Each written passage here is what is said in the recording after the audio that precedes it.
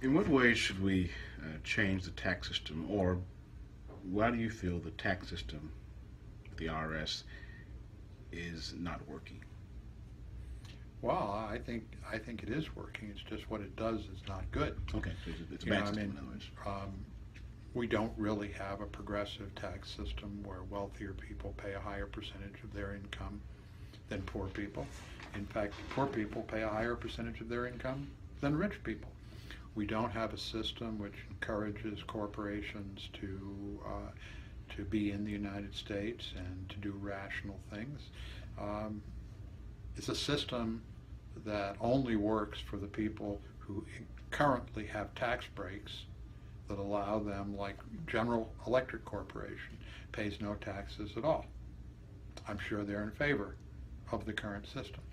Warren Buffett is paying taxes at a rate of 12%. I'm sure getting rid of the current system is not a high priority for Warren Buffett. So that's what retards change. But what we need in this country is a system that does not intrude on the lives of people and the choices that they make, and does not reward special interests. So, I mean, I have a lot of disregard and what's a better word for that? Loathing for the IRS. I think that they are a brutal bully that is tantamount to a thug in the street going door to door and stealing people's money. People don't pay taxes because they think taxes are good. They pay their taxes because if they don't, the IRS will hurt them. And that's true of everybody from Warren Buffett to the guy who's cleaning your toilets in the restaurant. Everybody's paying taxes because they're scared of the IRS. Well, there's been, I mean, the many presidents have tried to, Bush had a big, George Bush, George W. had a big initiative to sort of change the tax code and make it a little easier. I think Obama has talked about that as well, but there's been... Well, there's a whole group of people who are getting the tax breaks. So you need a president, and I don't really think that either George Bush or Barack Obama has tried to lead the country and lead the Congress in a vigorous way, because they are all influenced by the various for-profit, not-for-profits, unions, corporations, all of whom lobby for keeping the tax breaks that they have in the tax code. So it requires not fiddling with the edges, but a fundamental change. But a fundamental change, though, you're saying getting rid of the IRS. Get rid of the IRS, get rid of the corporate income tax, get rid of the Social Security tax, get rid of the personal income tax, get rid of the entire process, because all of these taxes create distortions in the economy. So when you tell a corporation that you're going to tax the profits in the United States but not the profits in France, you'll find that they push their profits out of the United States to France. When you tell people that you will give them a deduction for charitable donations, they give all their clothes to their local church and take a deduction for the value. So what you really want to do, what's really more important, however, is that our current tax code penalizes manufacturing in the United States. So for instance, right now, Social Security, Medicare, income tax, corporate income tax account for about 30% of the cost of anything produced in the United States. So when you buy a car, 30% of the cost of that car is going to pay the income taxes of the workers, the income taxes of the corporation, all of that.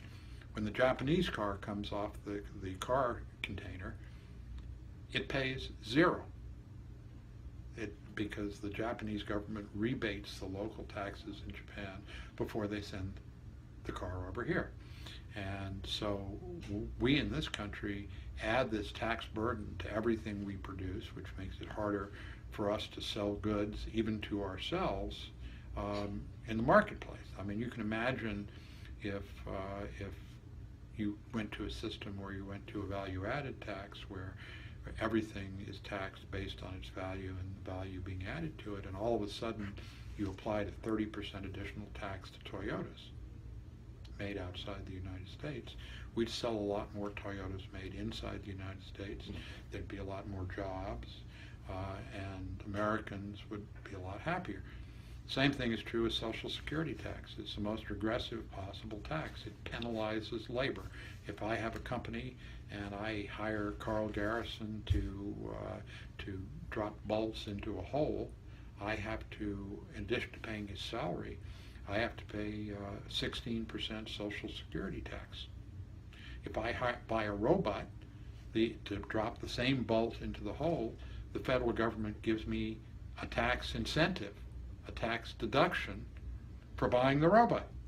So is anybody surprised that we're replacing the workers with a robot? No. So the whole system is dysfunctional. It's been dysfunctional for years, and we have to have a national consensus to change it. And I think the easiest way to change it is to get rid of all these taxes and just substitute it with a 20% value-added tax. On everything. On everything. Across the board.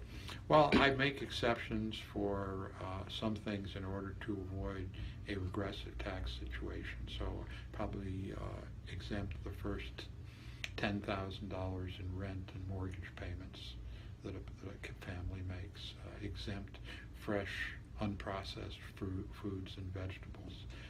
Exempt medical costs, things like that. And that would give you a basis so that you'd be sure that low-income people would be paying a lower percentage of their income than high-income people. And then there would be no need to make a distinction between capital gains or dividends and ordinary income. All of that would become moot. Now this won't be easy to do because you have a huge legion of people who are benefiting from the current tax code and who will fight hard to keep it in place, because any new tax code is going to cause them to have to fight these battles again. So most of the politicians that have said they want to do something like that. So I guess but it requires, and this is something that requires leadership. It requires a president who says, this is a priority for America, this is a priority for my administration, and I am going to go to the people of the United States and have them put pressure, and I'm going to tell them the change that I want to make, and I'm going to encourage them to put pressure on their legislators to enact that. I mean, if you said to the average American, oh, how does Barack Obama want to change the tax code? Some people would say, oh, he wants to reduce taxes on low-income people.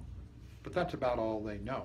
There's never been an effort to sell people on fundamental changes, not under the Obama administration, not under the Bush administration, not under the Clinton. I mean, Bill Clinton enacted changes in the tax code that actually benefited rich people.